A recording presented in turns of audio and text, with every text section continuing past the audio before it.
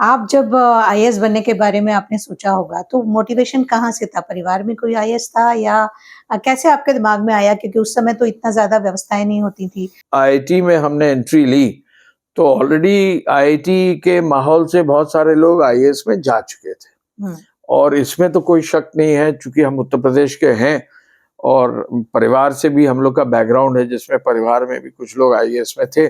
तो ये ऑलवेज़ लगता था कि भाई आईएएस में देना चाहिए। जैसे ही आईआईटी में पहुँचे, पता लगा कि बहुत सारे लोगों ने आईआईटी में से जो है आईएएस क्लियर किया, तो पहले ही साल में हमने तय कर लिया कि अब हम सिविल सर्विसेज देंगे।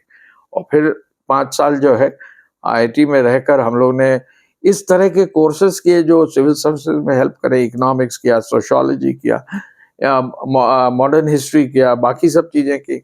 तो ये चीज़ें पढ़ते चले गए और अच्छा करते रहे। आईआईटी में भी अच्छी पढ़ाई की।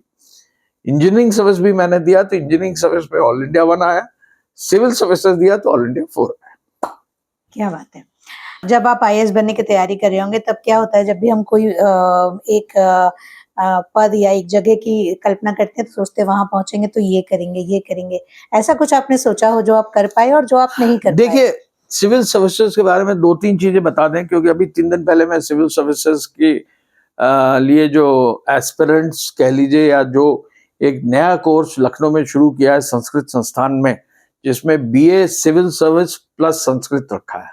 यानी उनका कोर्स ही बीए में सिविल सर्विसेज की तैयारी का है और एक नया अनूठा प्रयास है। तो उन बच्चों के बीच में मैं था, तो 4-5 चीजें मैं सिविल सर्विसेज के एस्पिरेंट्स के लिए कह के आया। 16 घंटे से कम अगर आप करेंगे तो नहीं होगा, 16 घंटे 16 घंटे और डायरी बना के, हफ्ते में 7 दिन, साल में 365-366 दिन, जब तक कि सिलेक्शन नहीं हो जाता। सेकंड, एक मिनिमम आपके पास मार्क्स होने चाहिए 10th और 12th में, तो ही आप एंट्री। हाँ, अगर आप 97-98% के आसपास 10th या 12th में नहीं है, तो आपके चांसेस सिविल सर्विसेज में आने के बहुत कम है। क्योंकि सिविल सर्विसेज आप सोचिए, पूरे देश में 4-5-10 लाख लोग देते हैं। उन 4-5-10 लाख लोगों में 1000-1200 लोग चयनित होते हैं। उन 1000-1200 लोगों में जो है आईएएस में 100, 120, 180 लोग आते हैं। तो आईआरएस में जो है इतने लोग आते हैं। तो ऐसे अलग-अलग सेवाओं में लोग चयनित होते हैं। तो उन 1000 लोगों तक पहुंचने के लिए पूरे देश में, और वो भी बहुत अच्छे पढ़ने वाले सब जितने बच्चे हैं, तो उनमें जो है देने का मकसद मेरे हिसाब से तभी आपको निर्णय लेना चाहिए जब आप खुद बहुत अच्छे स्टूडेंट रहे हैं।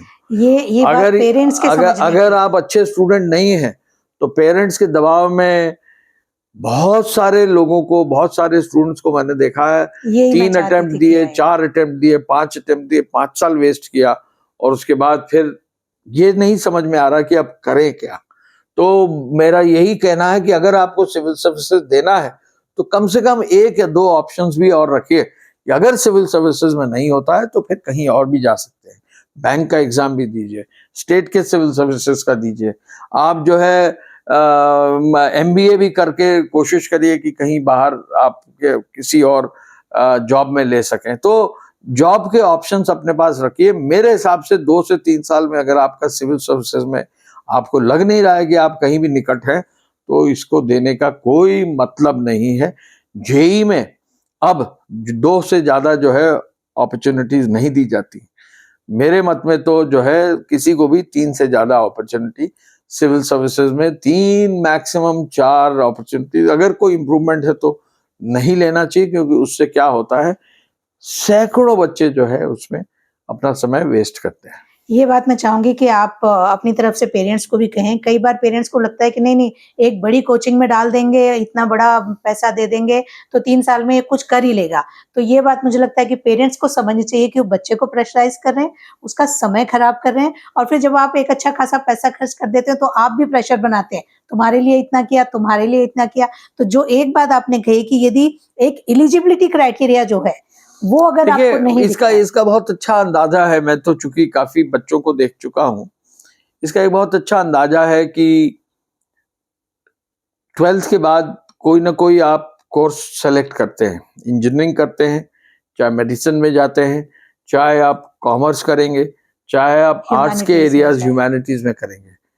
अगर चारों पांचों एरियाज को हम ले लें, उन एरियाज में अगर बेस्ट इंस्टीट्यूशन में आप नहीं जा पाए हैं, इसका मतलब आप उस फील्ड के बहुत अच्छे स्टूडेंट नहीं हैं, तो वहां मुश्किल है। अगर आप आईआईटी में नहीं जा पा रहे हैं तो आप सिविल सर्विसेज में जा पाएंगे कि नहीं, चांसेस आर लो। मैं ये नहीं कह रहा हूँ इट इज नॉट पॉसिबल, ऐसा है कि कुछ बच्चे निकाल भी लेते हैं, लेकिन चांसेस बहुत कम है। तो और वही सोच लेना चाहिए कि अब कुछ और हमने करना चाहिए। मेरे पास एक लॉ के बाद भी लोग जो है सिविल सर्विस, मेरे पास कोई आए कि मेरे लड़के के जो है उसने अभी BA-LLB किया, मैंने कहा BA-LLB कर लिया है तो क्या करने का इरादा है, बोले सिविल सर्विसेज में जाने का इरादा। हमने कहा कितने मार्क्स हैं, तो 78% BA-LLB में। अब आप अपनी यूनिवर्सिटी में 78% मार्क्स पर हो और आप सोच रहे हैं कि आप सिविल सर्विसेज में, जहां देश के सभी लोग धुरंधर एग्जाम दे रहे हैं, क्या ये संभव होगा? तो ये एक प्रैक्टिकल सोच रखनी चाहिए।